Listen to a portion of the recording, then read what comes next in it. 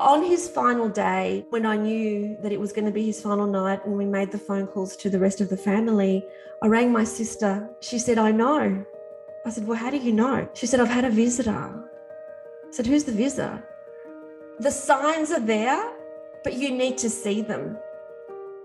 Welcome to Soul Sisters Get Real, the show that goes deep in who we really are and why we are really here. We're your hosts, Karen from the States. And Eleni from Australia. We've had heartfelt conversations as soul sisters for years, and we're ready to share our truths, stories, and life lessons with you. And to inspire you to connect to your truest essence, which resides deep within your soul. There'll be tears, there'll be laughter, and there'll be no holding back. So sit back, relax, and let's get real about the things that truly matter. In today's episode, we're going to hear from Eleni about losing her father and grief and transformation. I would love for you to tell our audience, because you and I have had this conversation, and there's so much more about what it felt like when your father was ill and when he went to the other side. Yeah, so what I'd really like to talk about is grief. What is it? And my understanding of it after my father passed. Also the learnings. What did I learn during that time where he was in hospital, which I embody in my life now, even years later? And also, what am I so relieved about? What do I have no regrets about? When I think about like the biggest event that's ever happened to me. So let's talk about all that. When I remember that time, the first thing that I want to say is that with grief, even though we're both therapists, and I know you would agree with this, that, and we've seen many, many clients who've experienced grief, I can honestly say that until my father passed, I didn't understand it. Would you agree with that? I have to agree. In fact, I was speaking at a high school the other day, and I was speaking on grief and stress. And I said, I had never lost anyone very close to me until the loss of my son. So I had not experienced, I feel very blessed. And yet I agree with you, is we don't know grief until we feel it with someone close to us. Yeah. So with me, I did experience the loss of a grandparent and she was very close to me, my grandmother, because she raised me. When I was 12 years old, and she actually died right in front of me. She had a heart attack and fell, that moment right in front of me. And there were a lot of emotions that I needed to process during that time, but it wasn't grief. So there was sadness, there was guilt because I wasn't very nice to her that day. There was a lot of guilt, but it wasn't grief. And it really wasn't until the passing of my father that I can honestly say that I experienced grief. It's very different to sadness. It's overpowering, it's overwhelming. It almost feels like, if I can give an analogy, it's like I'm in the water and the wave just comes and then takes you, and then you lose your whole balance and you go under, and the water goes up your nose and it goes in your ears, and you almost feel completely disoriented and I can't breathe, and you need to come back up. And it feels like that for me in terms of grief, like I'm in the water with waves, and then sometimes there's no waves, and it's like, oh, you know what, I think I've got this, and the next thing you know, the wave just comes and just throws you again. I don't know about you, but I live by the ocean, and I have that feeling a lot, where you're in this calmness and all of a sudden a wave comes out of nowhere. And that's what grief felt like for me. It was very much a roller coaster of emotion. It was this, I'm not in control, don't try and be in control. It's, I'm going down, just go down. Just go down. Don't try and fight it, because it's, again, like a wave, where if you're caught in a rip and you try and fight the rip, it's going to be worse. It's going to take you out. Mm-hmm. And interesting you said that, because even as you were describing grief and how it's different than sadness, I feel like a tension, a tightness in my chest. I'm aware of it. And I would describe it as definitely a wave. But for me, it felt like a piercing of my heart. Like I could feel it in my heart, and my heart felt pierced. And that's how I would describe it. And it's not always pierced. And yet when it hits you, it feels like someone is piercing your heart, like that wave. Mm-hmm. Yeah. Yeah. And that piercing, I agree that it feels like a piercing of the heart. As soon as you said that, it was like, yeah, that's what it feels like as well. And you just need to go with it. That's the way that I felt that I managed it, was by as soon as the tears came, you've got to release them. You've got to let them go. They usually would come. I don't know about you, Karen, but for me, they would come when I was alone. If I was with others, not so much. But as soon as I was by myself, with myself, there was no one around, I would get this overwhelming feeling in my body of sadness and loss, because the person that I cherished, loved, adored, the first love of my life, my father, was no longer here. And it was overwhelming. I would say my experience was a little different. I would lose it. It didn't matter who I was with or where I was. If there was a song that came on, because there were certain songs at a celebration of life and pictures or something in Facebook, I would cry and I would lose it. And I would just feel the sadness. It didn't matter who I was with. And I have to agree, the big breakdowns, the sobbing, the hyperventilating, sobbing, like, I don't know if I can move through this, was when I was alone. Yeah, I agree. There were times when I was with others, but mostly for me, it would come when I was not with my ego mind, when I was just with my heart. Because if I'm talking with someone or doing something, it kept me a bit distracted. But it's really important that when we feel grief, or when we feel any emotion, that we really honor it and we don't try and distract ourselves from it. I know that there were many well-meaning people in my family that would just get busy. And it's like, no, I know that's the opposite of what I need to do. It's about being quiet, not about being busy, because what are you doing if you're being busy? You're just basically pushing it aside. It's still there. It's just going to grow into some kind of physical ailment unless it's released. Isn't that what we tell men in our society, especially, is stuff it, don't cry. You're a big boy, right? Big boys don't cry. And then when it comes to grief and loss, we stuff it, and it's not healthy. No, and it's also cultural as well. And also depending on your age, like my mother, who's 91, every time one of us burst into tears after Dad's passing, she was like, it's his time. She's trying to be analytical and logical and practical about it. Like, don't cry. For her, she thought that it's not good for us to cry, but in fact, it's so good for us to cry. Yeah. So tell us a little bit about your dad's story and what you learned from it and your transformation because of it. Oh my God, so much, so much. I'll tell you about a key moment for me, which really stood out. So my dad is a real, whilst he was on this earth, he was always impeccably dressed, always took care of the way that he presented himself. He would often, replenish his aftershave during the day. He was always wearing a suit. He was always immaculate in his presentation. He took care of himself. And I love that about him. I love the way that he took care of himself. He was right until the end. And there was a time when he had gone into hospital, and this was in his final weeks, and there was nobody in the hospital room. And I had walked into the hospital room, and he was sitting on top of his bed. It must have been after he had a shower or something, but he was wearing a nappy, and he had never worn a nappy before going into the hospital, which was he went into hospital in March and passed away 1st of May. So it was a short period of time that he was actually in hospital. He was wearing a nappy and nothing else. And he's sitting on the bed, and he was looking at himself. He didn't know that I was looking at him as I walked in, and my heart broke, because he was looking at himself and going, so he was shaking his head in disbelief at what had happened at where he was. It was like, Can I just interrupt you real quickly for us Americans? What's a nappy? oh, you call it a diaper. Okay.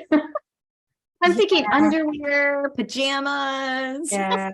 It was one of those adult diapers, and he'd never Okay. ever worn anything like that, even though he was 91. But, just before, in the weeks before, when he was starting to lose the ability to control his faculties, and just walking into that room and seeing him shake his head and looking at himself in almost like where it felt like I could read his mind. And what he was saying is, where have I descended to?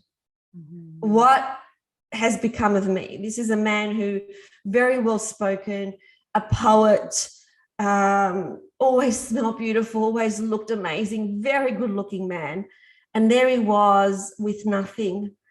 And my heart broke when I saw him like that. And it just was such a moment for me where the identities that we create are all going to dissolve.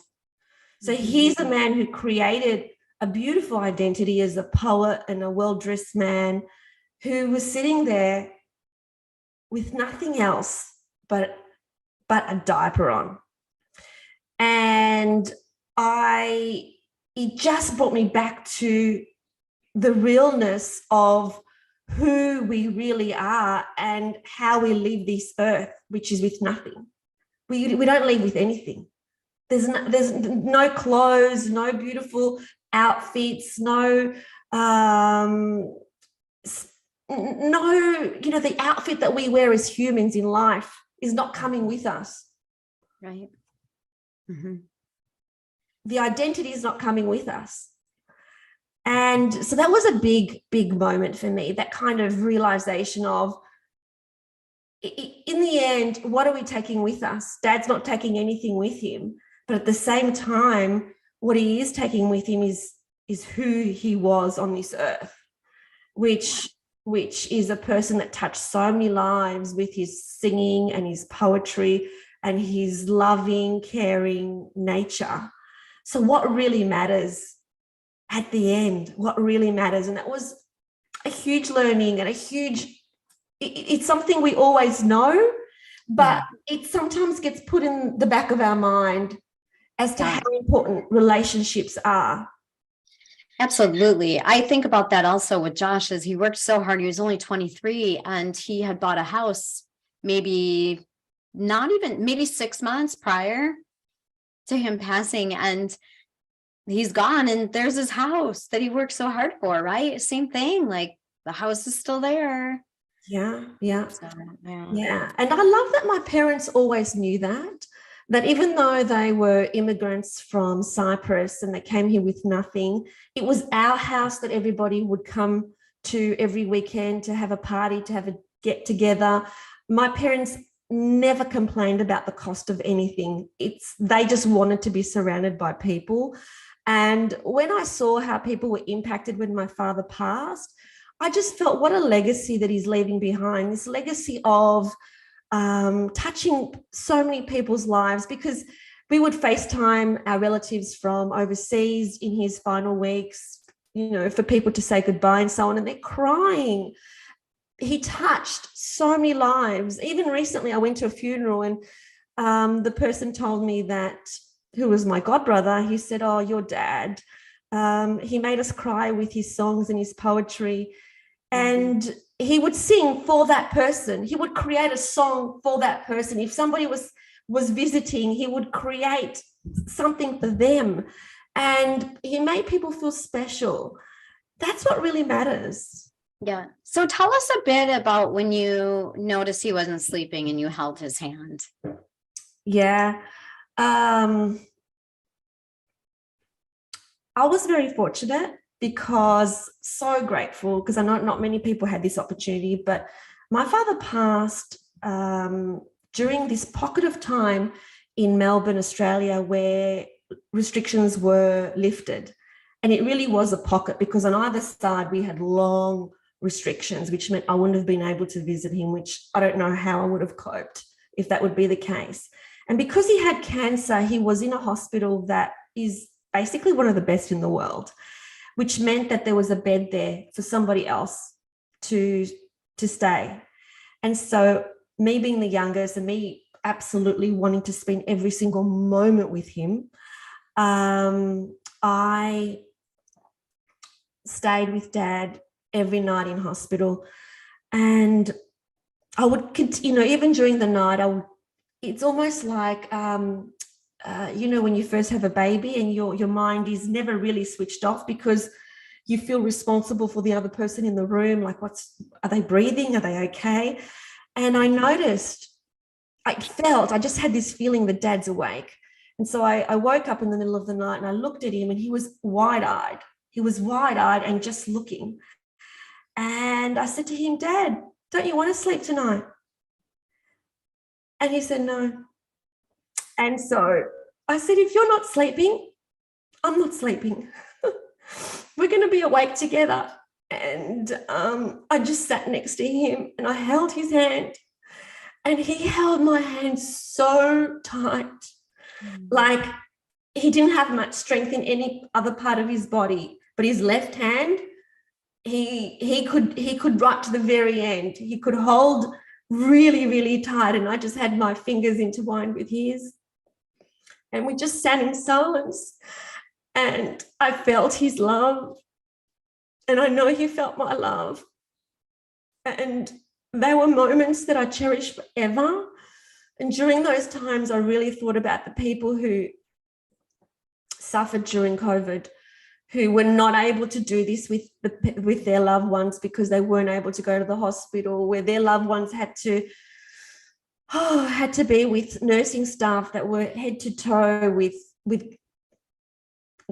outfits where there was no personal contact. And my heart breaks that those people had to endure that. That is an absolute travesty. That is unforgivable.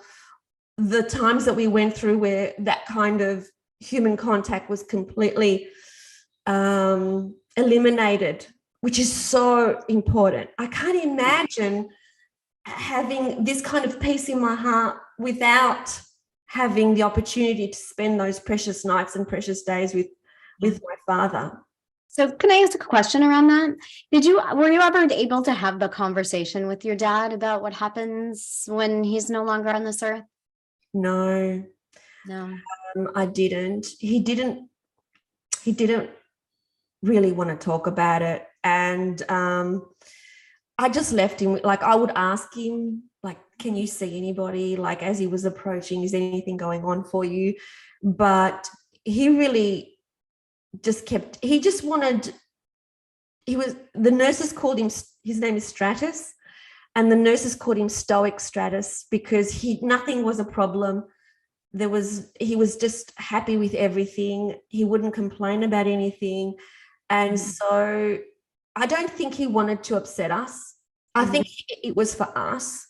Yeah. And he did everything for us. We were his everything. He's got five children, 11 grandchildren, and now 20 great-grandchildren. And it was always about making sure that we're okay. So we never talked about it. About it. So what was your experience as you were there with him as he passed on to the other side? And because a lot of people have questions about that and I know I did, like, where did he go? Like, he's not gone. Where did he go? So what was your experience? It was so mystical and so special and so incredible. So the nights leading up to it, we would be surrounding his bed, and my elder sister, she would lead the prayer. So she's very religious, and she would have a prayer book and she would lead the prayer. And we would all be in prayer, in vigil around him. And there was one moment which was incredible. So my dad used to sing at the church in the choir and at the front of the church for many, many, many years, all his adult life. And in the middle of this vigil, my brother-in-law was holding a phone and he looked at it in shock. and he threw it on the bed, and there popped up a photo of my dad at church singing. It just came up by itself. And so for us, the message was, he's with us, he's singing with us. Because at that point, he was unconscious. So he couldn't open his eyes, he couldn't say anything, but we knew he could listen, and we knew he could hear. And so it was a clear message that he's with us, he's singing with us. So we're all in this together. And on his final day, on his final night, when I knew that it was going to be his final night and we made the phone calls to the rest of the family, I rang my sister, Kathy, to tell her tonight's the night. And she said, I know. I said, well, how do you know? Because nobody else could have called her. She said, I've had a visitor. I said, who's the visitor? And she said, an owl came knocking on my window and looked at me, and I knew that it was time. So in our culture and in our tradition, the owls would tell the families that it's time for their loved ones to pass over. And so the village people, when they would see owls coming, they would actually shoo them away because it was an omen. And so the owl, the most incredible owl, she took a picture of it. There were 2 other people in her house, didn't look at the others, but looked straight at her to let her know that that was the night. So she was getting ready to come before I even called.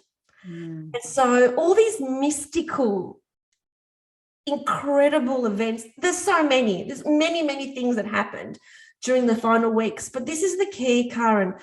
I really think this is important. Anybody can say, oh yeah, but that's a coincidence, but she's never had an owl visit her before. We don't have owls in suburban Melbourne. We don't live in the countryside.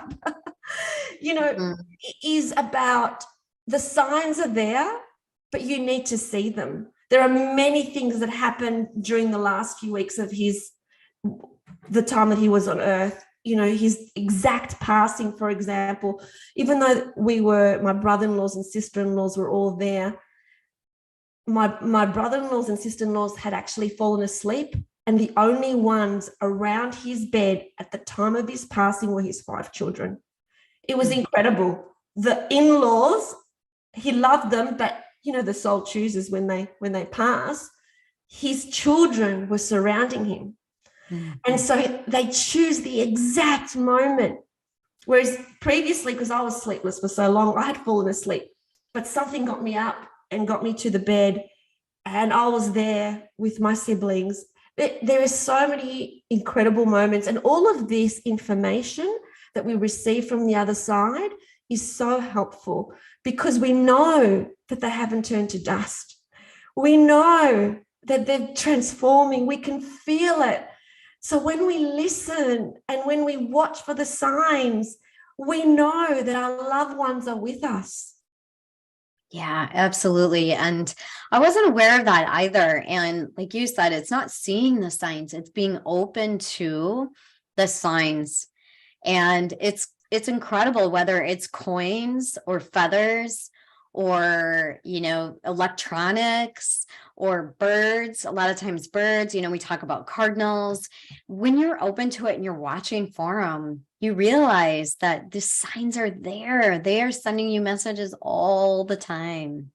All the time. And it continued afterwards as well. And it's just, yes, we absolutely miss their physical presence. Like, we miss them so much. But we know that they haven't disappeared into nothingness. And that is so comforting to know that they are there. They are there. We call them with me. When I call him, I can instantly feel him. I can feel the energy around me. I can feel him. So although it's not a hugging situation where I can hug him, but then again, I've also had times when I really needed to hug him, and he would come in my dreams just for the purpose of me hugging him. And it would always be the night before a big event. I love it. Yeah. And, I look at it as it's a relationship you can still have with them. And the relationship changed, the energy, because there's no physical body, changed. And there's still a relationship that you can have. And it feels, it's just so peaceful to me that we can still have a relationship even though their physical bodies aren't here. Gives me peace around it. Yeah. What about you? And the thing is, even for people who think, well, I don't know, isn't it better to believe that? Even if you don't know, isn't it better to believe that they haven't disappeared? Isn't that more comforting? So why not hold that comforting thought? Why not hold it? What harm does it do to believe that they are transformed, that you will be reunited? It can't be comforting to think that they've disappeared. There are so many signs that we've both received that tell us that our loved ones are with us. Why not believe that? It absolutely helps us. And the other thing I wanted to say is that I think this is really important because we've talked about, grief and understanding grief and our learnings from it. But I also want to say that I'm so relieved that I have no regrets. What do I mean by that? I mean that with my dad, every moment that I was with him, because my love for him was so fierce and so strong, and maybe because I'm so much younger, because I'm the youngest out of all my siblings, so I had elderly parents as opposed to my siblings who had really young parents. I was always aware that he was going to one day not be here. That was always an awareness. Therefore, every moment was a moment that I treasured. I never took him for granted. If he wanted to do something, I would change anything to do it with him. Like if he said, really interested in going to this place, I would change my appointments and I would take him. I would always put him first. And I am so grateful that I did that because now I have no regrets. Let's not wait until people pass. Yeah. I agree. And I said the same thing about Josh is I had no regrets. I gave him 100% of me, 100% of the time as his mom. I loved him unconditionally and he messed up. Like he was a risk taker. He was a handful. I always called him my high needs child. And yet not having regrets does help a lot. And the message that I want others to learn or hear is that we can't do anything about those that aren't here any longer if we have regrets, and we can still repair the relationship with them by talking to them. They're there and they hear us. And lastly, it's a really good message for us to repair the relationships of those that are still here, because it sure does make it a whole lot easier, like you said, when we don't have regrets. So think about that and who's in your life and what kind of relationships can you repair so that when they're on the other side, they go over there and you can have a loving relationship without feeling the guilt when we talk about emotions, right? Of not having that. So great point. Yeah, absolutely. I love your point because the souls don't hold grudges. So even if you didn't do everything that you thought that you could have done, souls don't have grudges. That's a third dimensional reality. It's not a reality on the other side. On the other side, they're loving and they're forgiving, and the love is just all there is. And so no matter what you said, no matter what you did, they love you regardless. But for those loved ones that you are still with, tell them you love them, cherish them. Like I literally, every time I saw my dad, I would attack him with kisses, attack him right to the end. Well before he got sick, I would be like, Daddy, and I would kiss him on the neck, big hugs, and he would laugh and go, oh, okay, that's enough. That's enough. Because I was like non-stop. I loved how much I loved him because he's the one who taught me how to love. Like I am me because of him. He's the one who was so publicly affectionate. He gave me this ability to love. Tell people that you love them. And I know that we do with each other. We always tell each other we love each other. And sometimes, with this podcast that we're doing, I literally sit there and close my eyes and I can just feel the energy of love for you, for allowing and saying yes and coming into this project that we're doing together. And I hold that and I feel it. So yeah, let's just tell people we love each other. Yes. And I love you too. And I love every one of you that's listening. I really do. Thank you for spending time with us. Yeah. And we do love you because there's a reason that you've come into our world, and it's to be part of the journey and to listen into our personal stories, our learnings. And thank you so much. Thanks for being here. Thanks for watching. We hope you loved it. And if you did, please like this video and subscribe to the channel. And remember, always connect to your truest essence. And choose love. We'll see you next time.